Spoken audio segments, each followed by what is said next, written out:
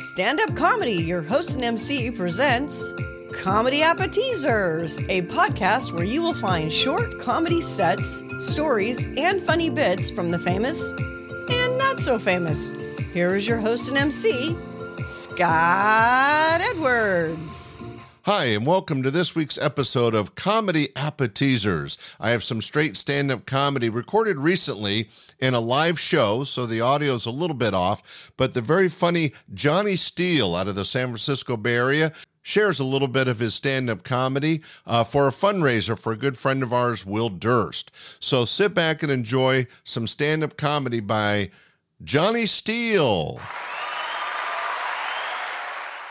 So my name is Steele, but it's not a real name. That's a college nickname because I came from a town. But anyway. But my family came from Spain. I don't know. I'm Spanish and Italian, and I learned this not long ago. My ancestors from Spain. I couldn't find them in Ellis Island, and that's because you probably know this if you're an older person. They didn't go through Ellis Island. They went down around South America, and they went. Guess where? Hawaii. Have you heard of this? And they go to Hawaii, and for like 10 months. They got to pick fruit and vegetables to pay their passage. I'm 2 generations away from indentured servants. That were my Spanish ancestors. And we settled in Contra Costa County, East Coast. So my ancestors, just to show you what they were like, they were in Hawaii 120 years ago. Can you imagine how beautiful and unspoiled it was? They were there.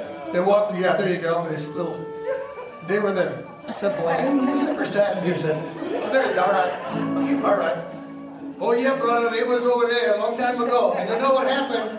They looked around one day and they saw, year-round temperate climate and beautiful water to swim in and fruit dropping out of the trees on their place and half-naked brown women in the surf. You know what they said to each other? Hey, fuck this, let's move to Antioch. Come on, let's look at pictures. Those are my people. Yeah, so we actually grew up in nearby Pittsburgh, California, named after the other Pittsburgh on purpose for some reason. They must have, I think 100-something years ago, they must have had a meeting. We got a new town here, we want to give it a new name. What are you looking for in a name? We want a name that embodies, misery, alcoholism, violence, spousal abuse, and the crumbling industrial mill base. Pittsburgh, say now.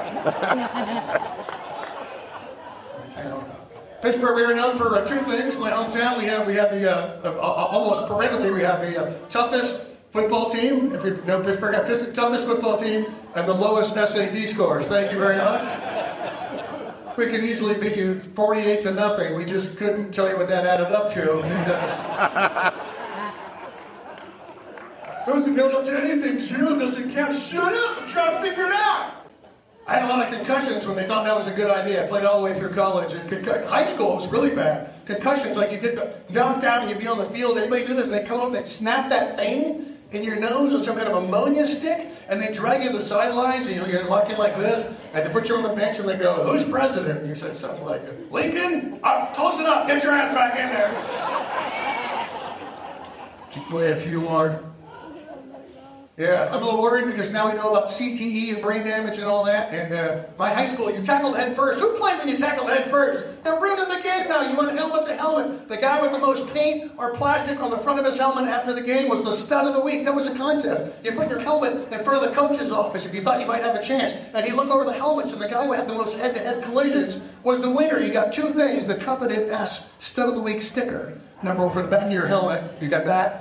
And then you got someone to walk around your campus with you all next week to help you remember your locker combination. Because you had brain damage, for God's sake. 13 left. Yeah, I'm a little worried about the concussions. They say short-term memory loss, other stuff is a sign of CTE. I think I'm doing fine. I exercise, play a little, not like these guys. I can't play the music like they do, but do hit the bag, a few thousand punches a week, bicycle. I'm not going to have brain damage. I'm not. You know what else?